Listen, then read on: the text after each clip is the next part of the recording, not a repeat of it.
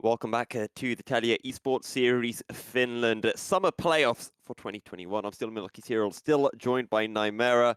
And to be honest, I think Game 1 kind of lived up to expectations. We kind of expected DeftFox to take the win, and it was a very aggressive and rather bloody game for the first 10-15 minutes.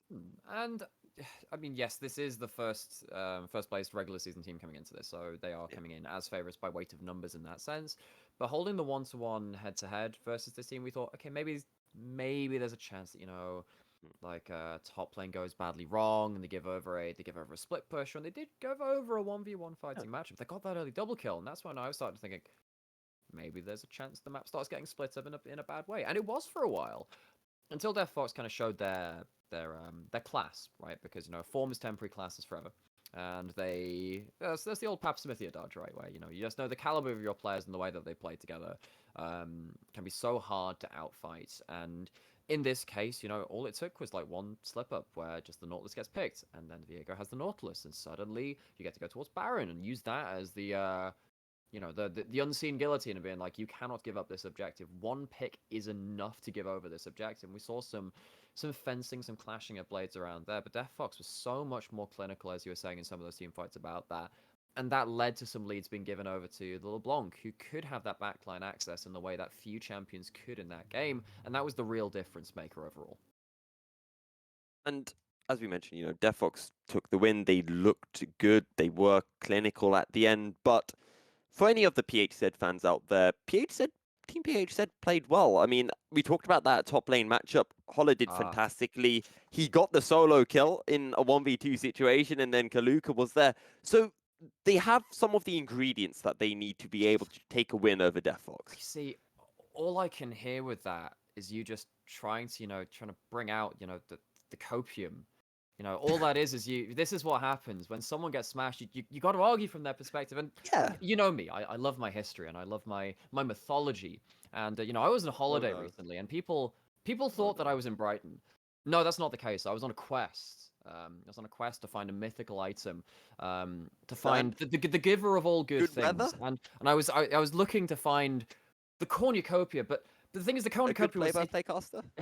no, I'm still looking for that one. That was a bit sad, but I couldn't find the cornucopia. But I did find the esports version of it called the cornucopium, and inside I've got oh no, that's TSM. That's a different one. But it looks like I found Milky Syrup. I found your copium for PHZ.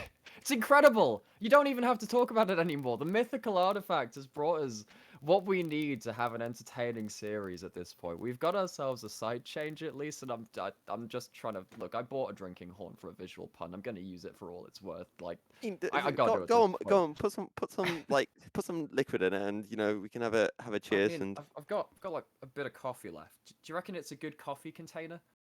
I mean, look, I think, well, because I on, mean, look, on the at rare this point, occasion, PHZ need the wake up, so maybe they need the caffeine too.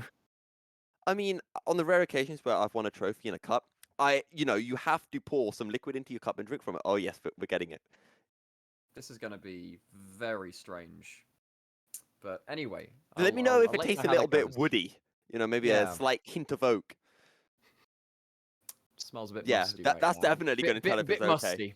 Bit musty. But as we were saying, I mean, PHZ kind of, well, I mean, DeftFox needed the, I mean, if we're talking about the coffee, the wake up in the early game, right? Because the early game was a little bit high risk, a little low reward in some cases too.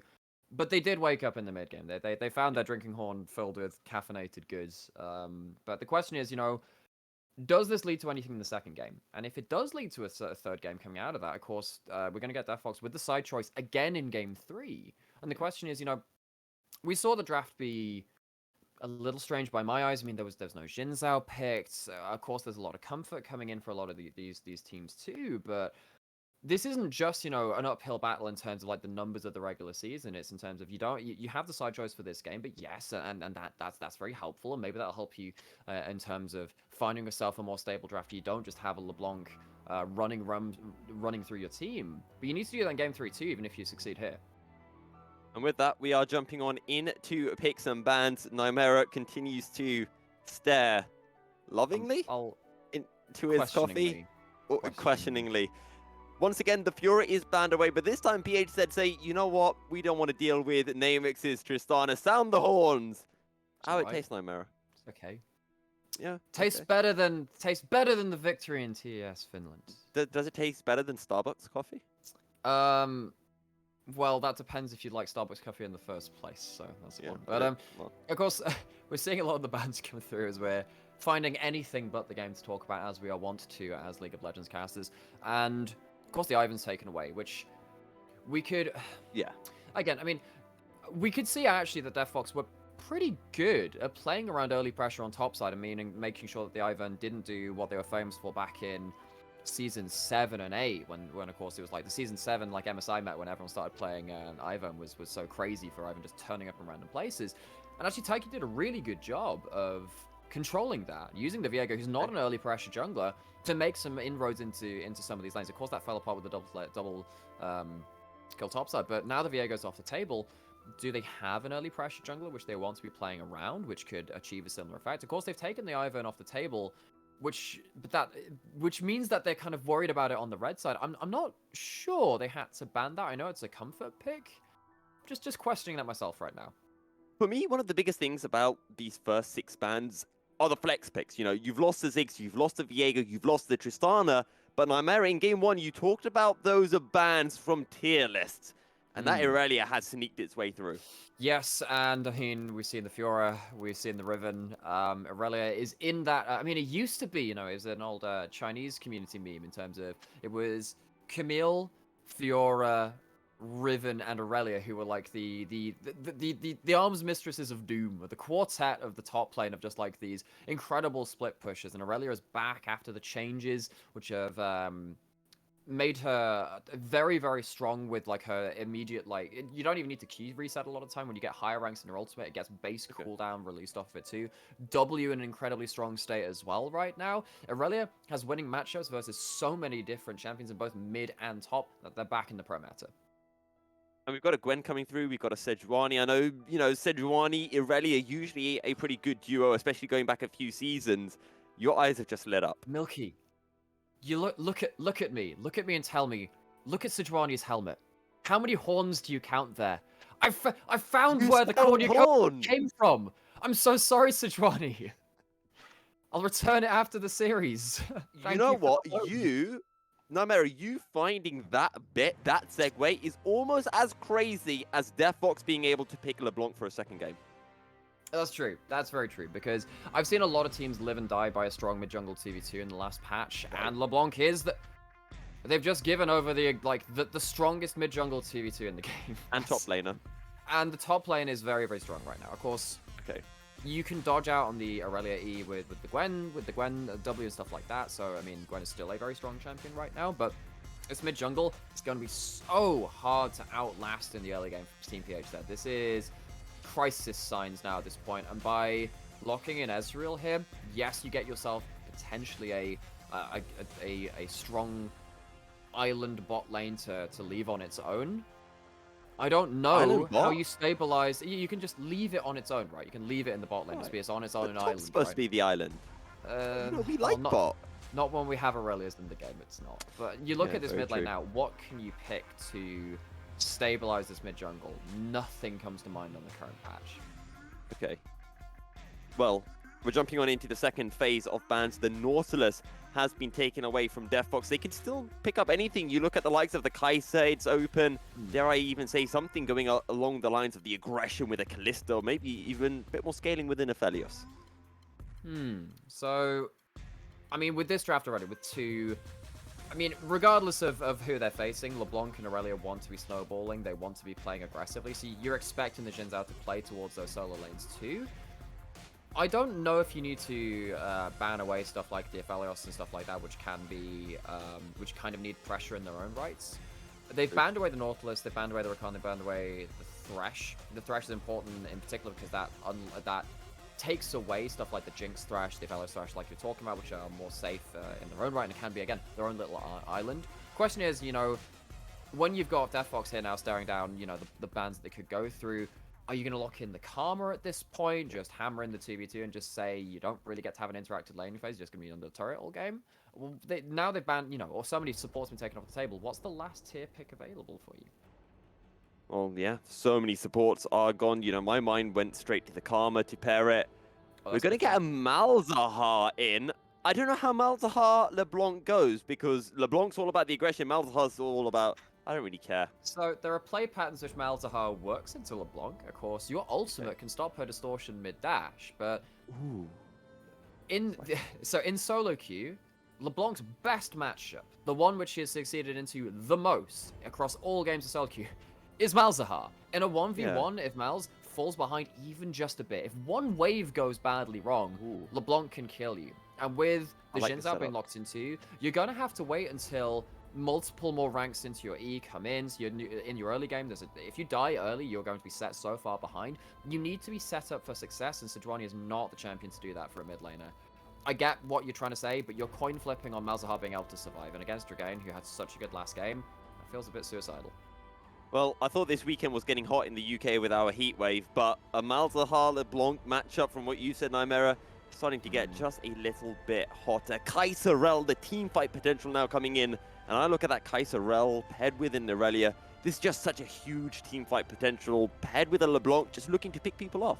And it's so many ways to get on top of the Malzahar too. What does Malzahar do when Irelia lands an ult and gets to Q through your entire team? What do you do with the flash WE ult combo from the Rel too? Kai'Sa gets to join the party.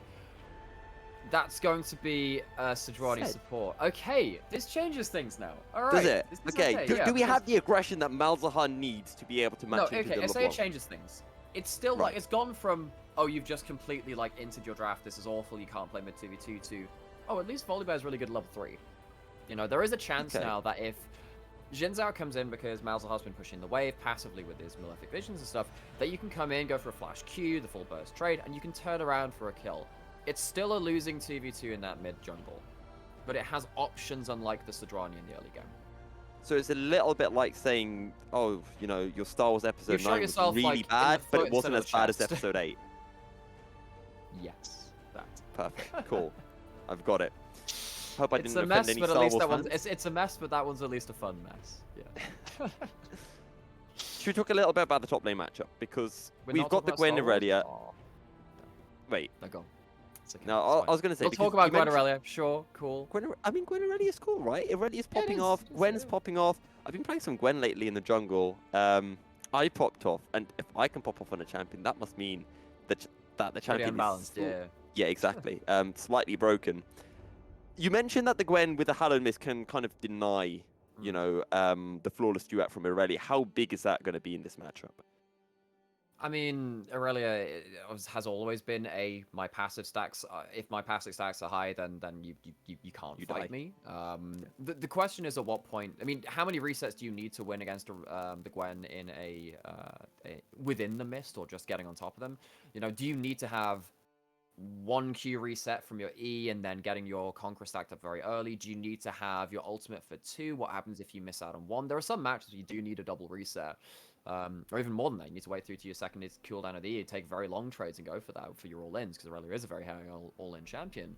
When you've got the Ignite on the other side, I don't think it's going to be as easier a 1v1. And again, I haven't played this matchup myself yet, because so I used to play a lot of Irelia. I used to play it in mid lane mainly, but Shall I drop a DM to Rail? You see what he says about the matchup. Go to our resident Irelia main. So we've already talked about Melvin as well for the Ivor, and we've got Rail as well. It's basically just how many people within our casting scene can we have their one tricks played besides me? Because no one's picking Ori, because, I mean, as Foxdrop said on Twitter, not the best champion right now. I've sent it. Go for it. Let me know how that works out. Quick! Get ourselves the Irelia main. Stat! Yeah, exactly. Honestly, one day when we're all LEC casters, we're going to have, the equivalent of, if an Ari gets locked in, we're going to have that, like, when Vedius ran onto the stage? You're going to run in. If there's an Ivan, Melvin will run in. Irelia Rail runs in. So speaking of that, I was Of course, you've cast some of the little VCS stuff, which is kind of, you come in, hang around to the VCS English cast and stuff like that. There was one time I was on the desk and I was guesting for them and Amari was locked in and I had just dropped because I have like a document I have kind of like for break points for Ari at points. I just dropped that into the DMs and okay. was just down. I'm like, yeah, that's too much, buddy. Good job. You got gone too too excited. far. You scared them off. I have. Yeah. Well, we'll see whether DeftFox can scare away PHZ in Game 2 to lock themselves on in for the semi-finals. Now, one thing we haven't really talked about is the jungle matchup. Now that the Volley Bear is locked in, where are they looking? And I'm presuming it's not bottom lane. The thing is, most of the time as a jungler, you're looking towards your swing matchups, you're looking towards where do I get my advantages, but in this game, it is going to be a lot about how do I make sure this Malzahar isn't going 0 and 10. Because the real problem with the Malzahar is that, so LeBlanc has multiple play patterns, because against a lot of melees, you have wave clear over them, but against, okay, hello, okay, I guess they're okay there, starts with the E. I mean, which self-respecting Aurelia doesn't start with a flawless duet, and Taiki just a bit too far away. No, he's going to be able to dash in. This could be the kill. Will they force a flash? Well, guess what? They can't because Hollow doesn't have flash. Doesn't have the flash, and as you used, of course, the crossing potion, that's fine, because they're going to go back to base, get the charge of the stacks on there. I'm not sure if they're going to be able to get back to lane before they before the minions hit. So this could be a chance for, of course, Taiki and Wicker to play around the XP advantage in the top side. I think they should be able to. Yeah, they're going to be fine. They will be fine.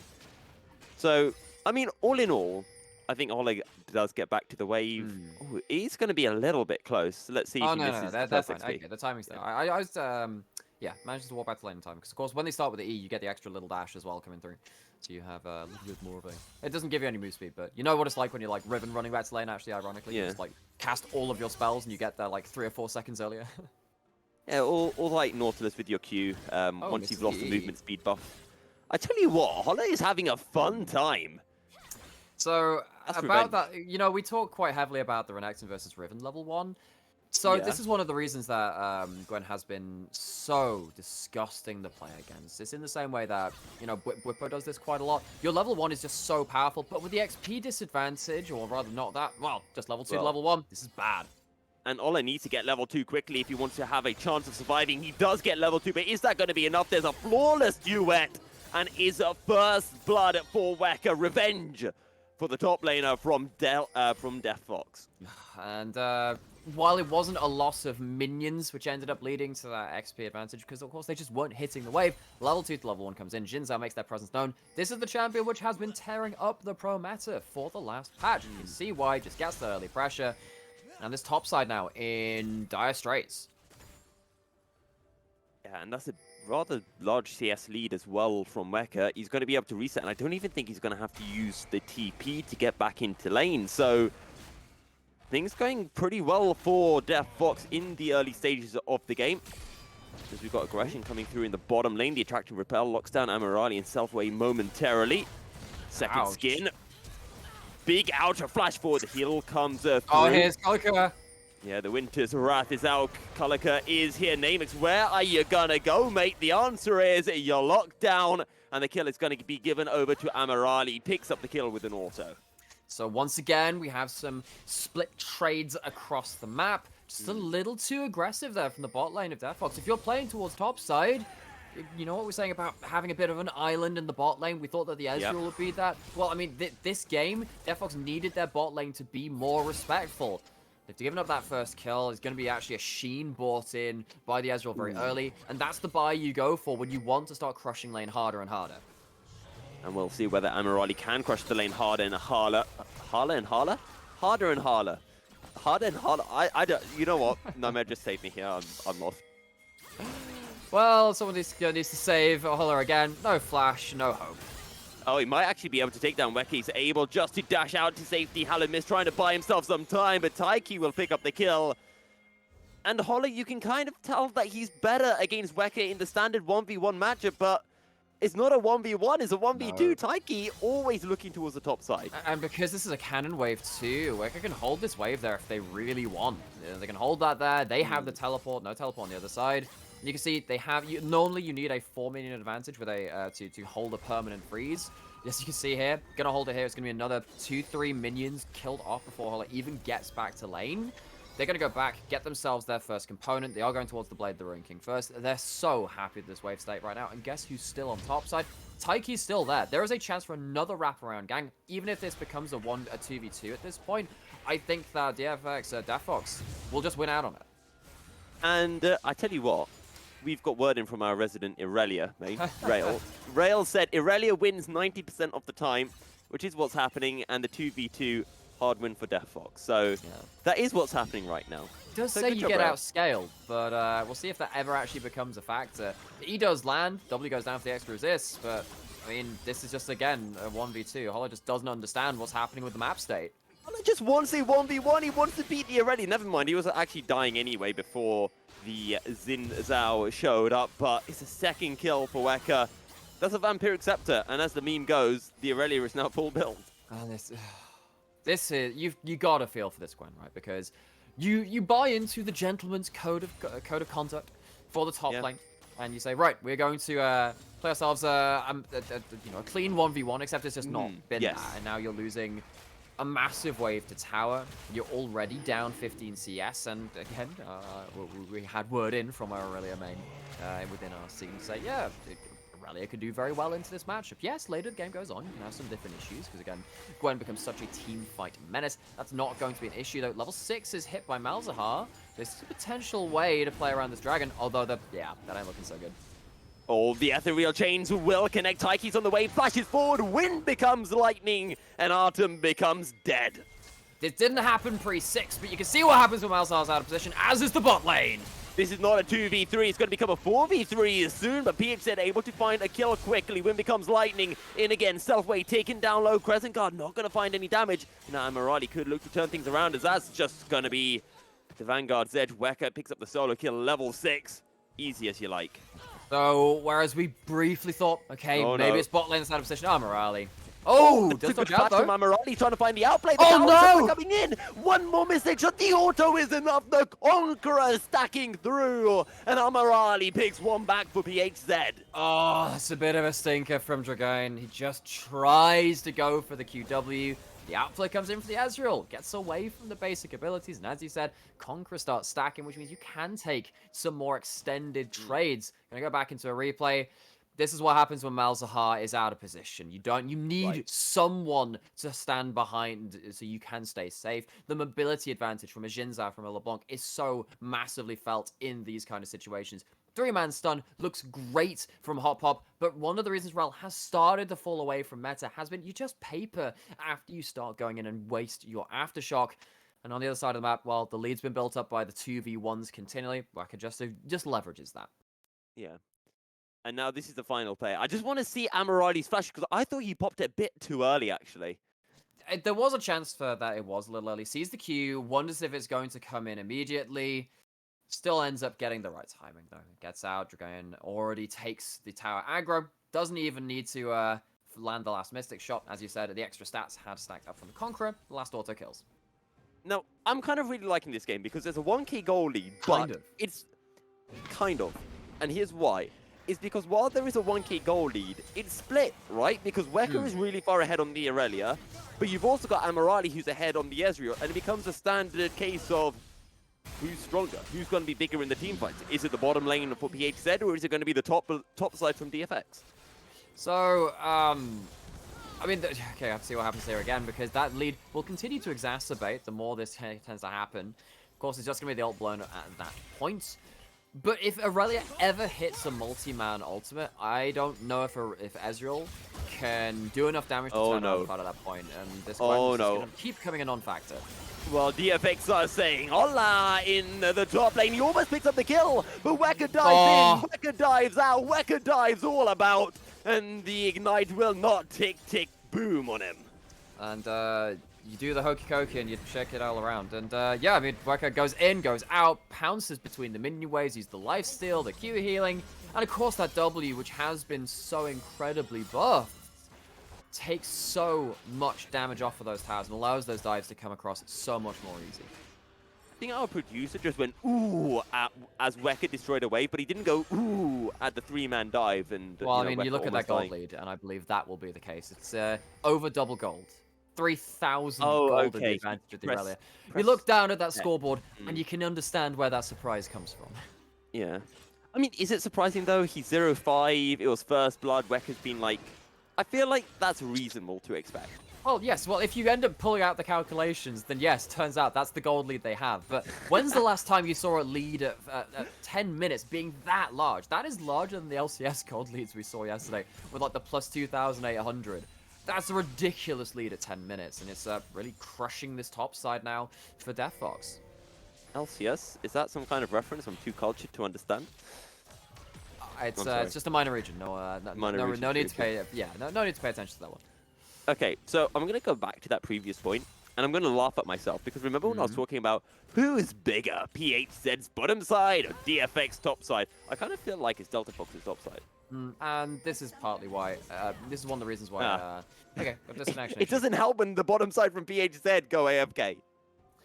No, I'd imagine there's Or going to be disconnect, I should a connection issue. We'll get word to you on that as and when is appropriate to do so. So we got at least a chance Never. now to slow down what we're talking about, look at the larger picture, because of course this is the upper bracket, the first round. The loser of this Yep.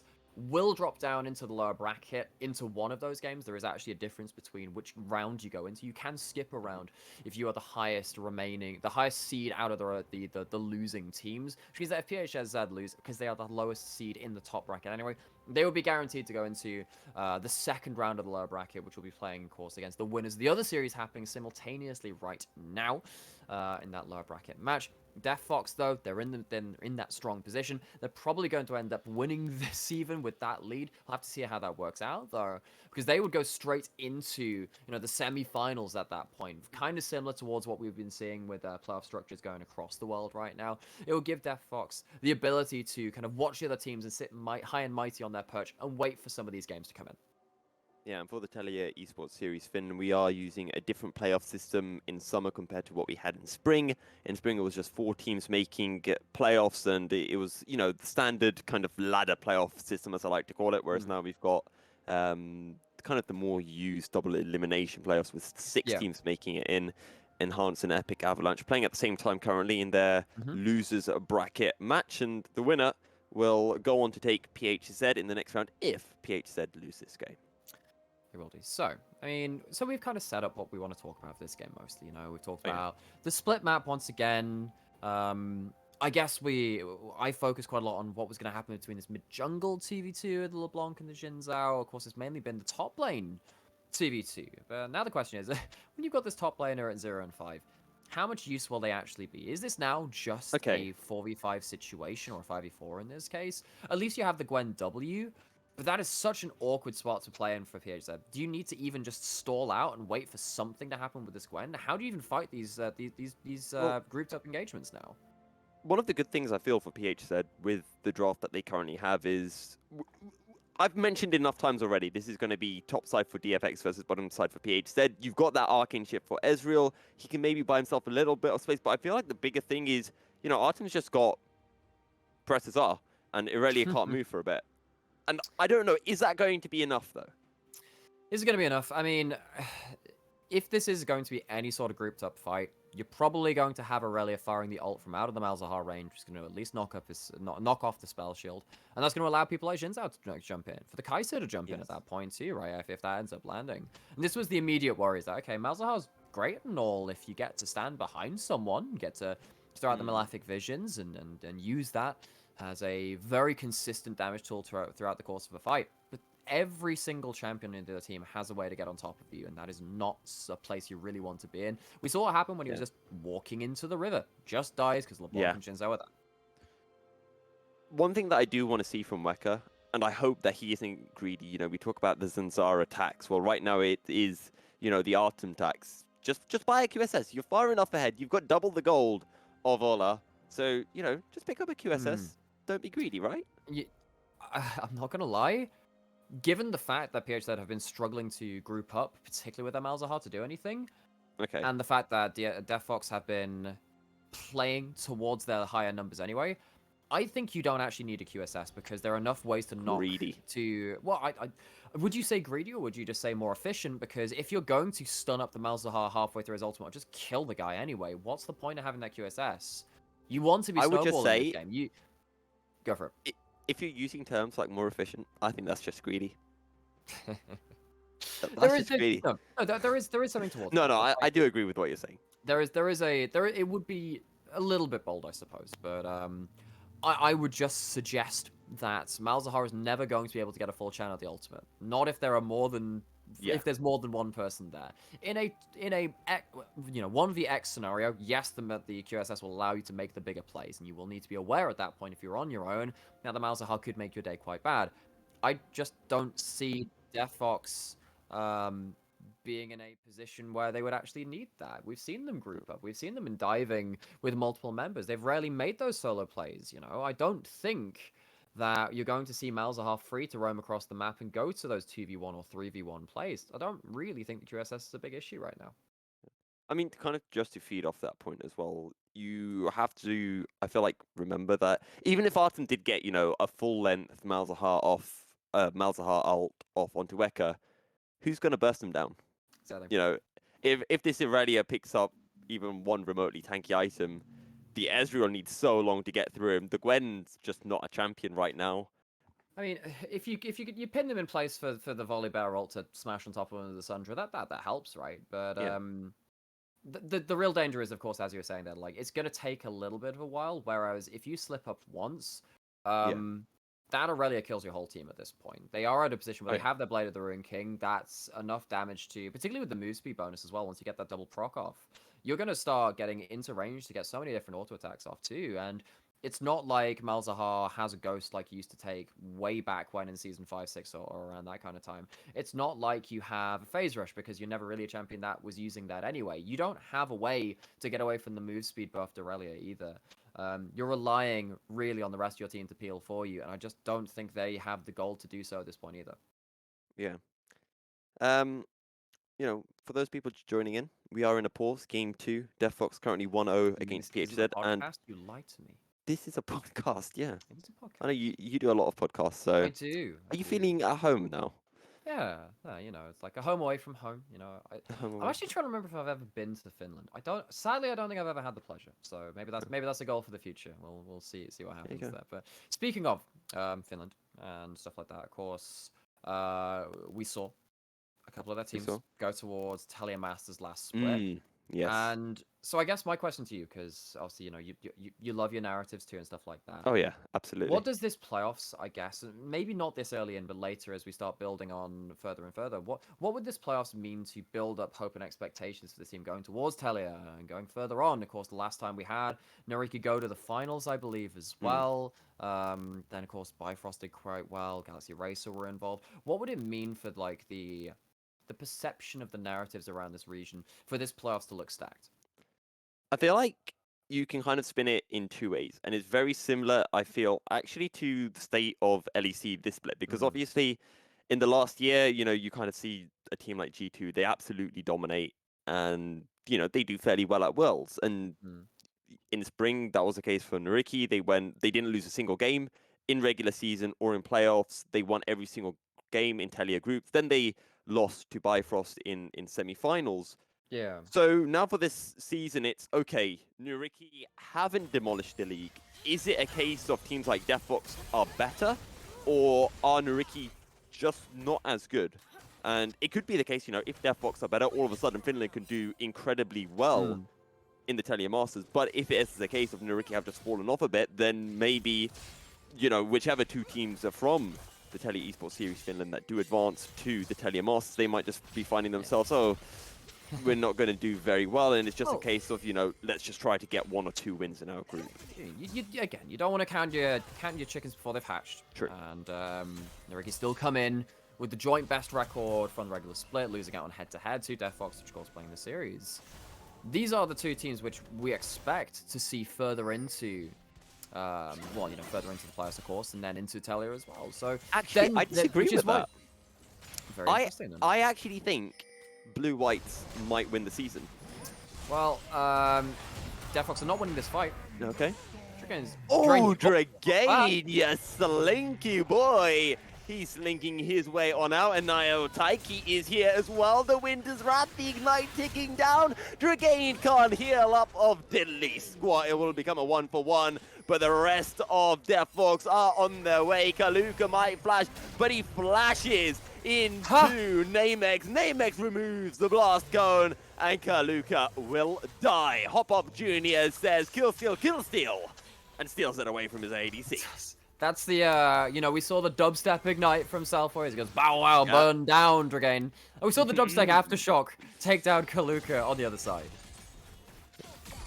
I mean, good stuff. I want to say just good stuff from PHZ anyway. Actually creating that play and being able to get a kill onto Dragain. Sadly, though, this isn't the first game of the series. Dragain isn't that fed. He's not that far ahead. He doesn't have a shutdown. Not this time. And, was the jungle support duo coming through, and you can see Sejuani does have high base damages, so does Volibear, doesn't have the Sunderer yet, so that's enough to threaten someone caught out of position right now, but it's still quite a slow affair.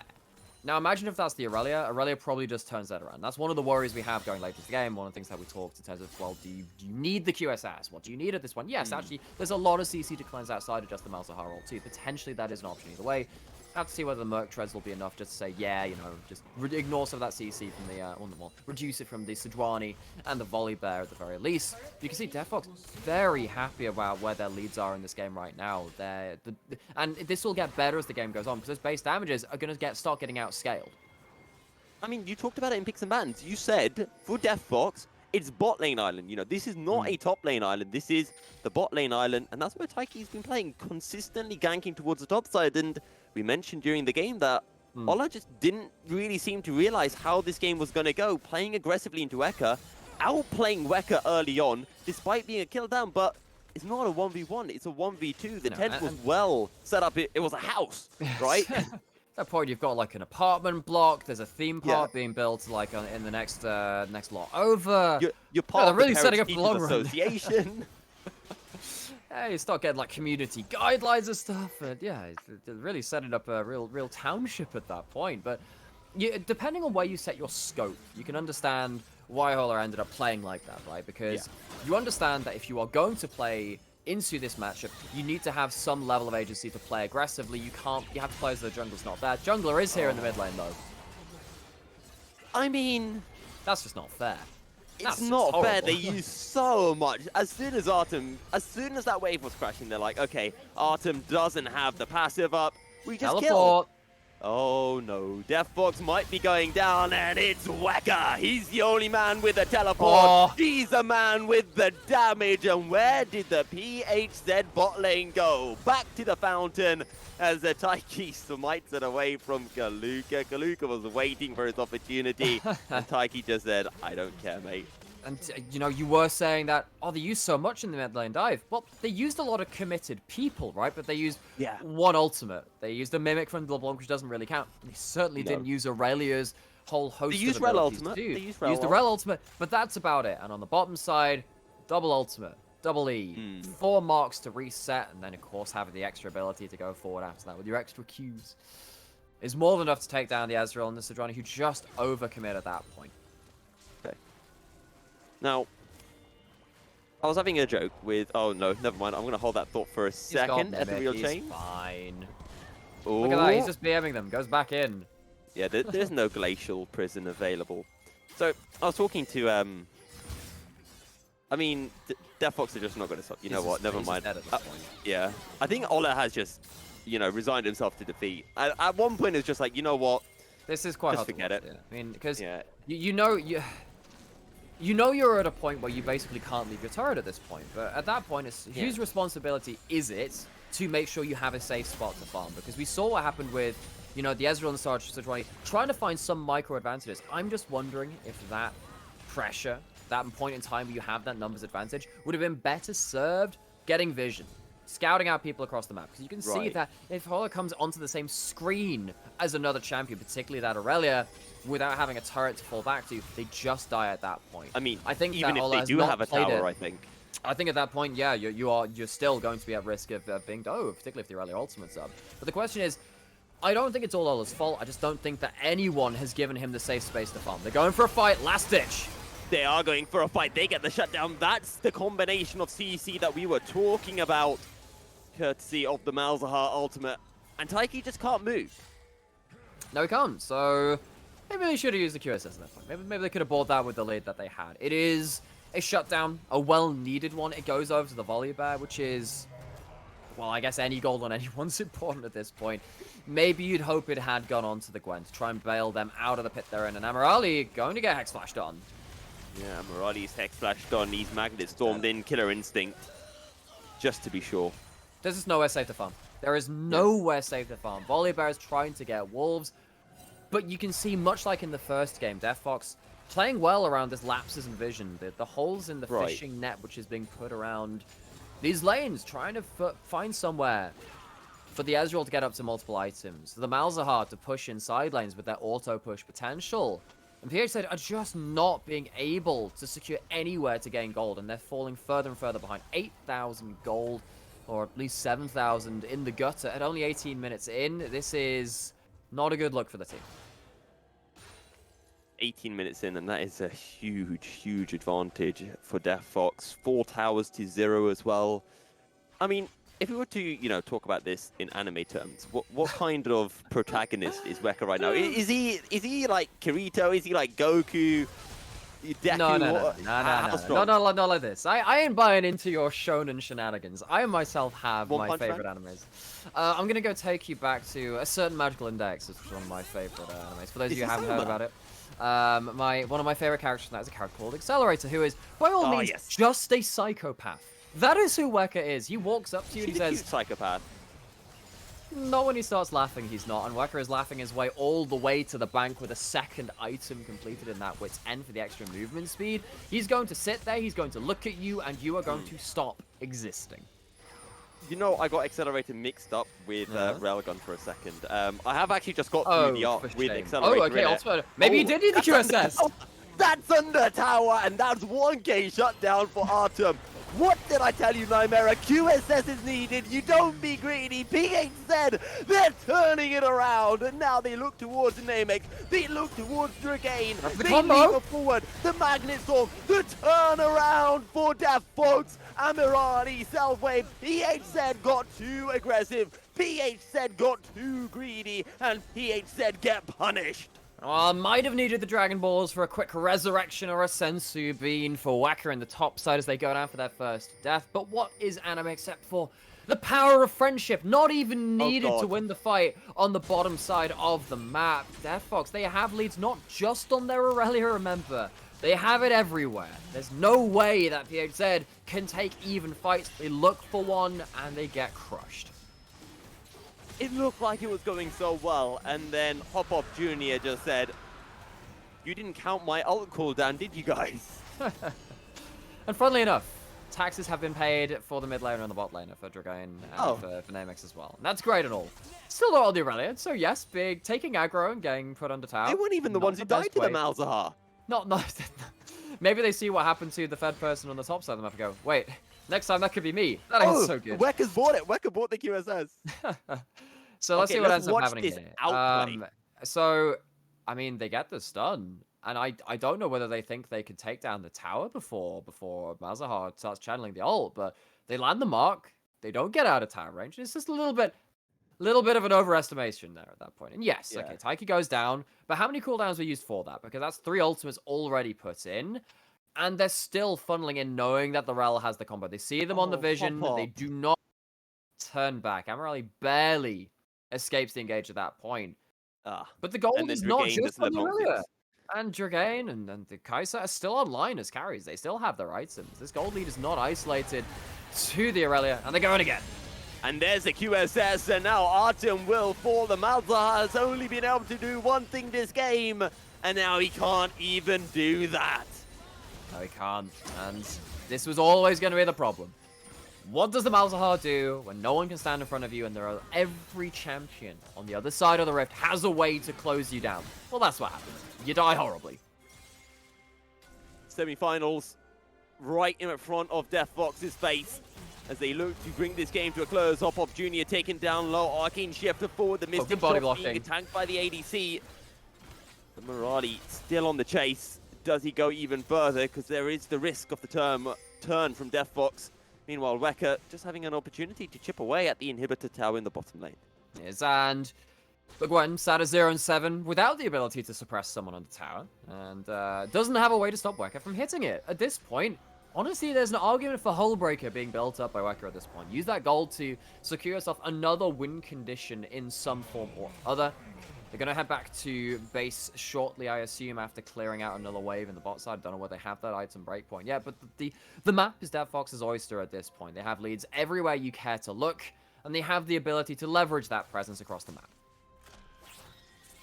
22 minutes in, nearly a 10k goal lead. DeftFox are in complete control right now. There is, well, no second way about that.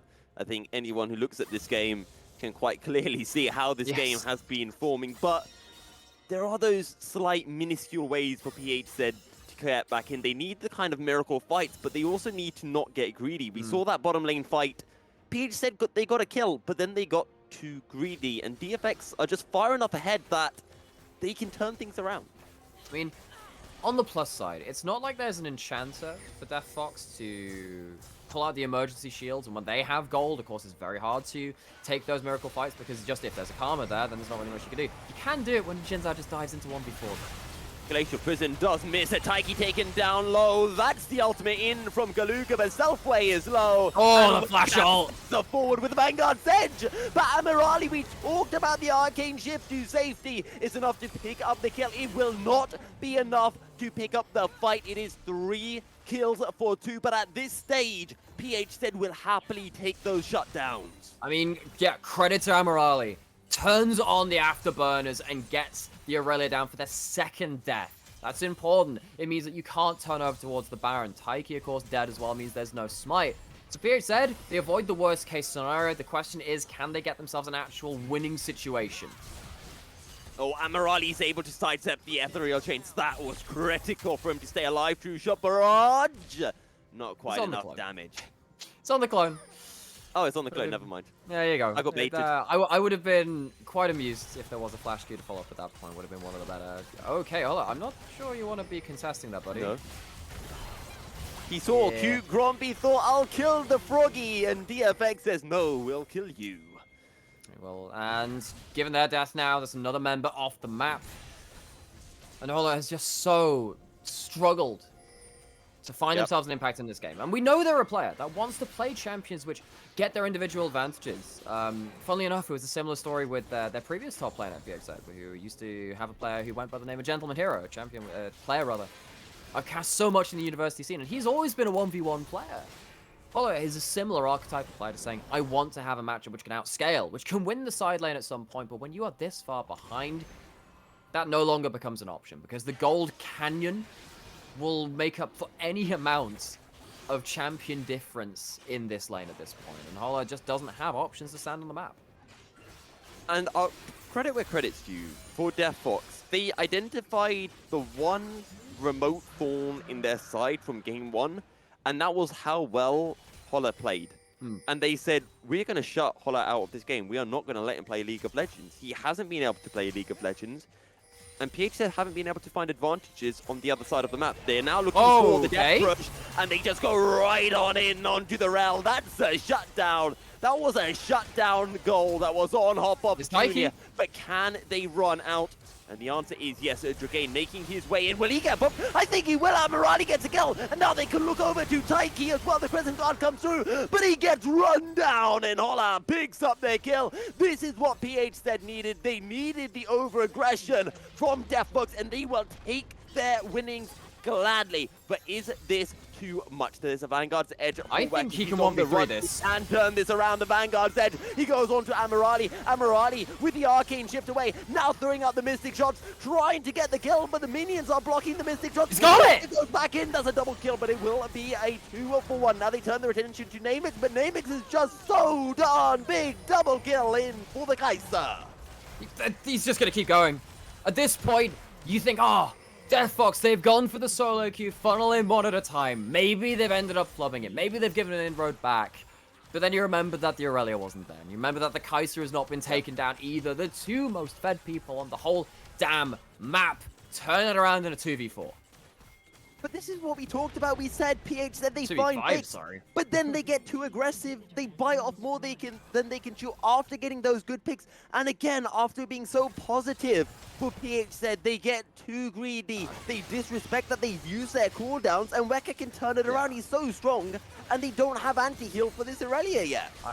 I don't really know what else to say in a lot of ways, because it's fairly telegraph what Aurelia can do when they are this far in the lead. If they have themselves an ultimate available to them, if they can start dashing between minions, of course they're going to get on top of you. Of course they're going to find themselves a way to come back into it. The key interaction here, to go back to this replay, is that if you cast the Malzahar ult, you can actually stop the dash. So we talked about that with the LeBlanc. Well, that means that there is no immobilize coming through. There is no ability to chain that into other CC, and that means the aftershock doesn't come down.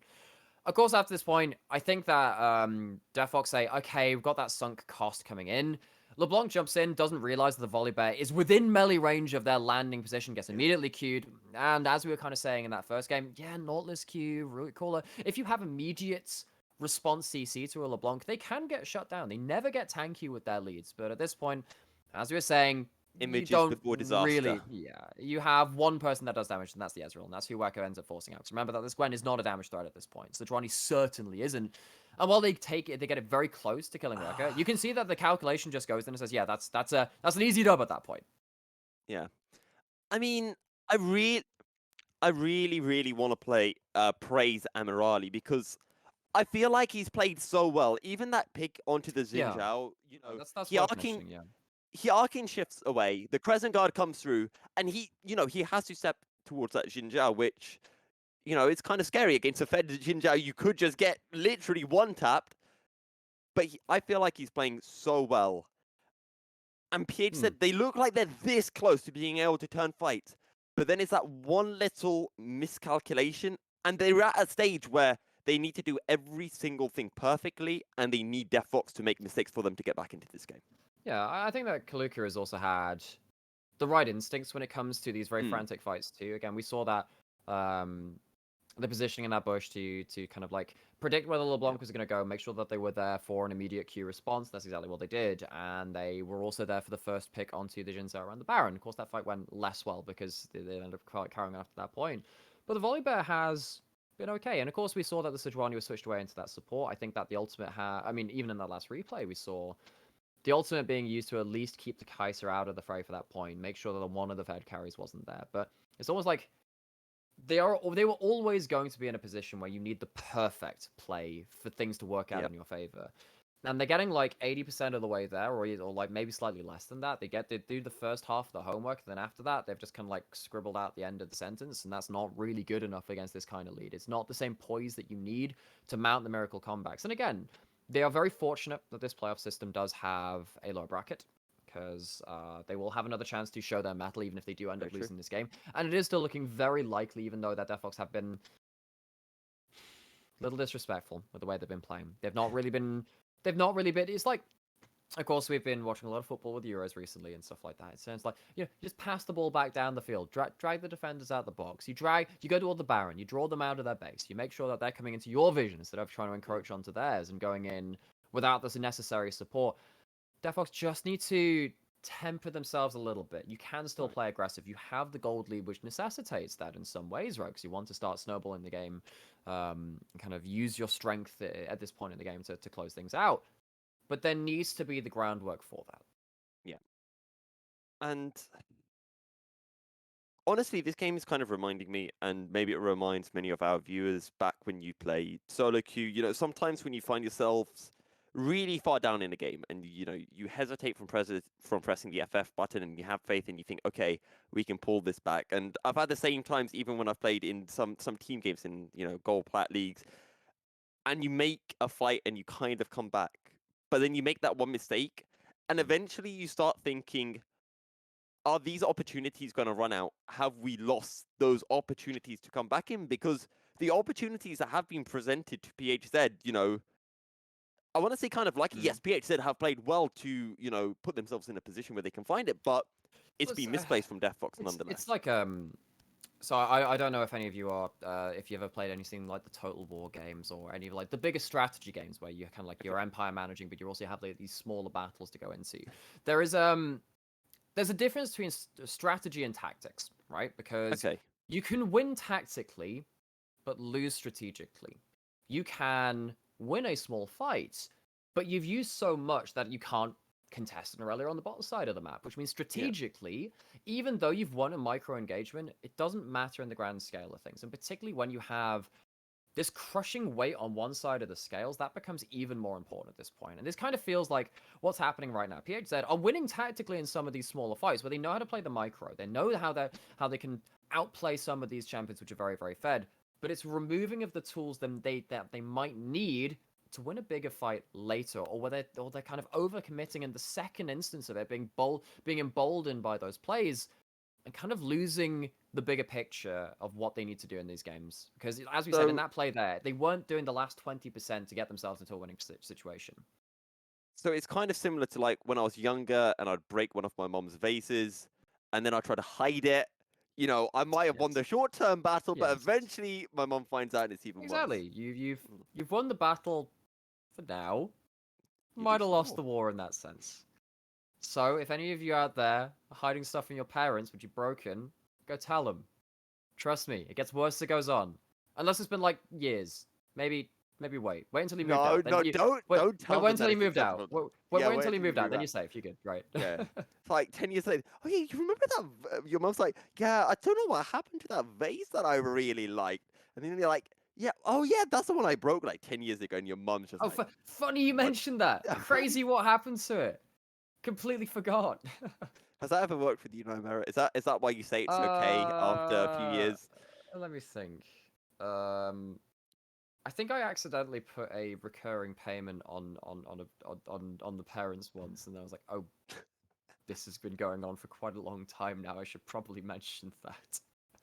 At least at that point, it's an honest mistake, and it's not intentionally trying to hide it. That's not. They say tactically, I didn't make the tactical decision there. It was a thing which happened. And so is that the bit where you feign ignorance even after you've got to make a decision? Do I own up to it, or do you just feign ignorance and be like, oh, I didn't realize that this was a thing going on? Actually, thinking about it, that wasn't my... No, I forgot to cancel my Netflix when my parents had Netflix. That was it. So actually, I played myself. I'm just bad, Milky. Wow. Okay. Thank you for reminding me. I was gonna say, it sounded like your parents' faults, for not like religiously checking the bills, but no, it's just your fault. Terrible. Yeah. Funny how that happens so often, right? Crazy. I don't know. I don't know. Most of my co-casters really like to go down that line. Just saying. No. Maybe it's a me thing. It's the point where like it's like the opposite of the it's like, oh, it's not you, it's me. No, it's definitely me. It's definitely you. Definitely. Yeah. It's a bad breakups. I'll go fill my drinking horn with something stronger than high street coffee. Oh. So is this a bit where we talk about the weather? Or just like, I mean, I'm actually boiling right now. I might look like I've got a shirt, but I would much rather just be in a vest. I've got my shorts on. As soon as this is over, I'm heading outside. You at home don't know the casting etiquette of, yes, we need to look presentable of whatever's on camera. Everything else, like, I'm not turning my camera to the other side of this room. I'm just saying that straight out. I'm really glad actually, today it's okay. Today it's okay. Today's okay. Honestly, like, where my hands are, once I go down here, it's a mess. It's terrible. Because I've had to switch, because you remember the internet connection mishaps I had last time. So I've had to move. I've had to move to my brother's room. You're welcome for that, by the way. Thank you for that time where you presented me with the... Okay, so this... Okay. So on the UKL the other day, which of course third string of... the other day. Third string of UK. So we started off with us two. And then Milky's internet cut out. So my brother Sam, who's literally here in the other room, had to walk in and cover for pre-game. And then you came back partway through picking bands. So you came back. Yeah. So that's two changes. And then it died again. Yeah. So then Sam came back in. Oh, there's three changes. And then you said that you weren't going to come back. Yeah. And then because we didn't have the camera set up for two people in one camera, because he just walked into my room, we got another person in middle court to come back in. Yeah. So at that point, you're like, you've used all of your football substitutions. At that point, exactly. No one's coming back in off the bench at that point. But let me tell you how difficult it is casting with two people. Because, like, obviously, we have our own styles and stuff. But Do we? Which means, I mean, everyone does. The Okay. micro kind of changes, right? You have to change Right. the way that you're handing off to people and you're picking up and you try and read that Okay. body language. Try and do that 5 different ways in one game. It's like a Russian You know what roulette the of. worst bit about that was? I went back to look over the footage, and when my internet disconnect, it didn't fully disconnect, so my camera was actually still playing, and I didn't realize because I was really mad Yeah. at that point, and I almost like smashed something, and then I looked back, I was like, wait, did I do anything So, stupid? Did I? so you're saying we Yeah. missed out on a Milky Rage emote? Yeah, Rage. you almost caught a Milky Rage moment when that happened. But yeah, I'm in my brother's room now, which isn't, let's say, dedicated to my casting setup. So I've got a Hmm. lot less room. It's like when I stand up in cast, like I stand up, I can't just throw the chair to a side Yeah. because there's no So space. the reason I don't have a green screen is because I literally don't have room to push my chair back to stand up. So you get to see the shrine to my OTP. Yeah. Alongside other things that are just other knickknacks. But it means that you're gonna have the Numaera bedroom cast for a while until we sort out a different situation. We need to get ourselves a casting office. Like we should just get a casting office I somewhere have in to the say, UK. yeah, well, this is what I was thinking because obviously I casted my brother a lot, and of course, Yeah. again, we're still in this pause, so please allow us a bit of creative freedom to at least Mhm. fill the airwaves or something, right? Because Sam and I have been casting in the same room for a while. And actually, when we first started casting a year and a half ago, it's pretty much as lockdown started. So us Yeah. being able to cast, I mean, obviously casting remotely is a very different set of skills. So what we said is like, well, what? Potentially, we could look into just setting up in the kitchen, having like a really large green screen behind us, and just have both of us just sat against a blank wall. Maybe that would work. Work in progress. If you had started casting when you were younger, you could have been like the first ever bunk bed cast. Like one of you's in the top bunk, one of you in the bottom bunk. You've got cameras for each one, We used to and instead have of bunk like beds side to side, too. it's top to bottom. We used to have bunk beds too Can you- as well for years. Oh, what a oh. Speaking of, I mean, so okay, bring this slightly back more to Yeah. Okay. relevance to the series. So obviously, PHZ. I talked about their old top lane gentleman here, and of course he's not on the Rift. I don't want to go into this too long, because of course, not relevant to this. I've been casting them for 2 years now. I only learned Right. yesterday, as they won their second finals in the university scene, that him and his jungler striker are not just brothers but twins. I'm like, Right. I've missed out on this narrative for so long. So I was jungler and top so laner. are twins, and they were also like Okay. MVPs of the university scene. Absolutely incredible. Right. Which is just But ridiculous. imagine like from the moment you start playing League, from whenever that is, you're like duoing with your twin brother. Like you have to be so in sync. And do you think it'd be better? Like Well, you've if you've if you've you, seen Sam and I play, so I was gonna say well, like, imagine right, you had it's either really good or really bad. I was gonna say if you have like two twin children, right, and you Hmm. want them to be like really good at League, would you get them to be like a top jungle duo or like an Is this ADC like support duo? is this like when you have like overbearing parents which push you Yeah, towards things that's to what I'm doing play? right now. Yeah, You think that people are gonna start doing that with League of Legends? yeah, of course. It'd be like two defenders, right? It's the new like Benucci and Chiellini, right? Something I don't know. Don't you mention those names here?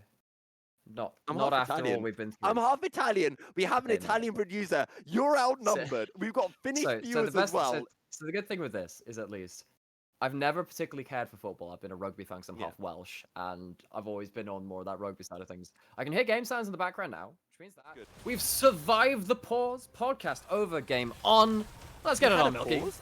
I didn't even realize there was a pause. That Crazy, went by yeah. so seamlessly. It's what So, happens but- when it's what happens when you have such insane casters, Yeah. Absolutely.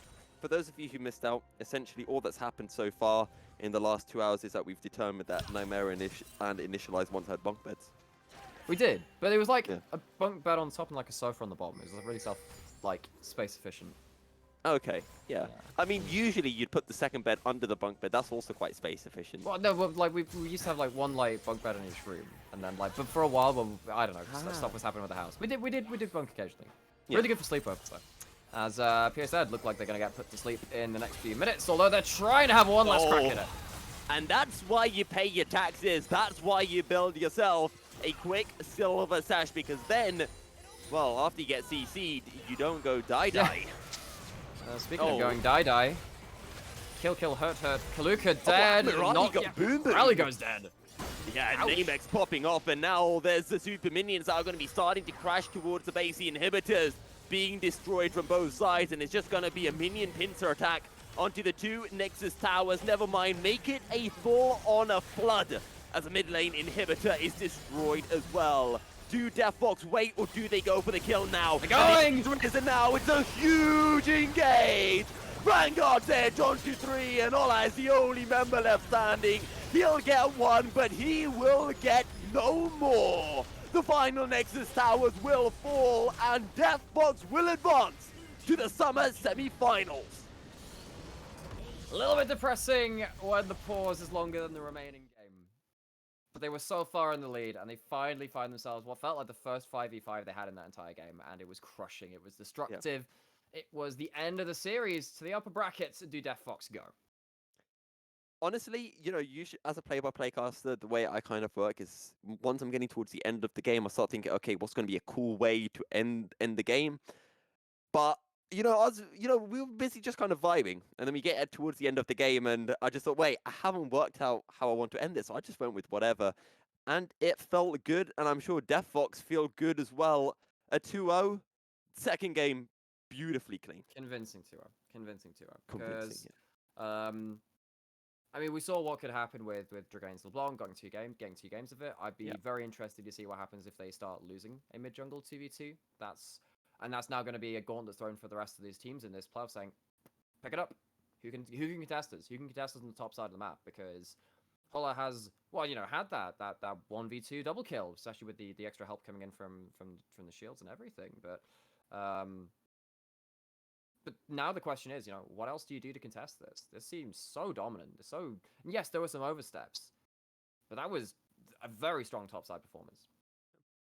I mean, in my opinion, DeftFox look like the best team in regular season. The only team that have been able to beat them twice is Blue Whites. And if they don't beat Nuriki, then all of a sudden there's an argument that maybe DeftFox have to go through the playoffs without having to face against, their bogey team, if you will. But with that, our first series of playoffs does draw to a close. I don't know if we have any updates on what happened regarding the Epic Avalanche and the enhanced game happening in the lower brackets. I'm sure we'll be able to update you on that later on in the broadcast. But the stream is not over yet because we do have our second semi-finals between the aforementioned Blue Wolves, Blue Whites.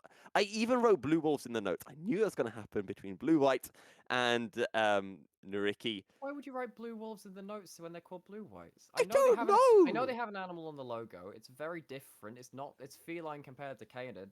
Either way, they are going to show some teeth, show some predatory action in their own games, because they are really looking now to be hunting some bigger prey. Yeah.